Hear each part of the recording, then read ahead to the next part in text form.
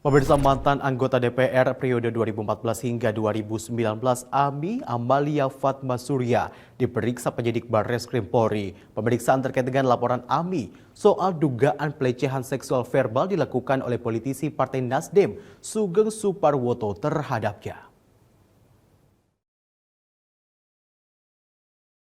Politisi Nasdem Ami Amalia Fatmasurya membantah ucapan Ketua Komisi 7 DPR dari fraksi Nasdem, Sugeng Suparwoto, yang menyebutkan kasus dugaan pelecehan seksual yang dilaporkannya hanya candaan saja. Secara pribadi dan sebagai seorang perempuan, Levenia Naban, selaku juru bicara Ami Amalia Fatma, tidak ingin bila kasus dugaan pelecehan seksual Sugeng disebut sebagai candaan. Dia ingin agar semua pihak membuka mata jika kasus pelecehan seksual tidak hanya dalam bentuk fisik, tapi juga bisa secara verbal maupun visual.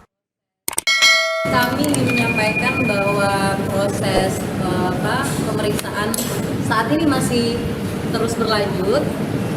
Ibu Ami juga sudah melengkapi bukti-bukti dan nanti akan juga diundang saksi-saksi terkait pelecehan seksual yang dilakukan oleh Ketua Komisi 7. Saat ini Ibu Ami masih diperiksa, masih banyak hal-hal yang perlu disampaikan kepada penyidik.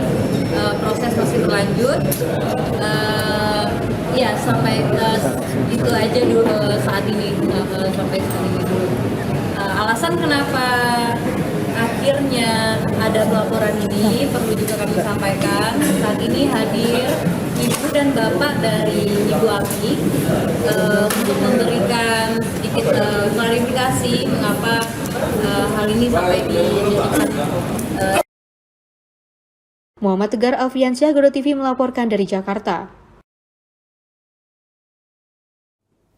Keinformasi lainnya, pemirsa, sidang perdana kasus pembunuhan supir taksi online oleh mantan anggota Densus 88 digelar di Pengadilan Negeri Depok, Jawa Barat. Sidang digelar dengan agenda pembacaan dakwaan.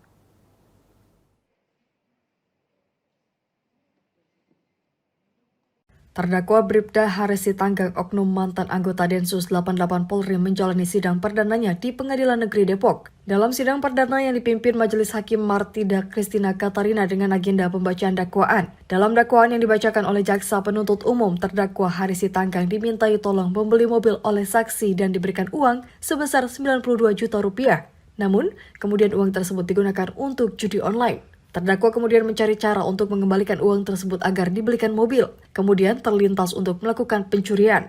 Terdakwa kemudian membeli sangkur di kawasan Kelapa II. Kemudian sejak tanggal 20 Januari, terdakwa berkali-kali naik taksi online untuk merampas mobil, namun belum memiliki keberanian. Jaksa Penuntut Umum Toham Hasiholan mengatakan seluruh uang sebesar 92 juta rupiah yang dikirimkan saksi untuk membeli mobil terpakai habis untuk judi online. Hal yang memberatkan terdakwa ada 18 tusukan yang diterima korban hingga kehilangan nyawa. Pembacaan surat dakwaan saja, sebagaimana tadi kita sudah dengarkan, jadi pembacaannya dakwaan itu disebut secara subsidiaritas. Itu primer, pasal 339 KUHP, kemudian subsidiar ke-1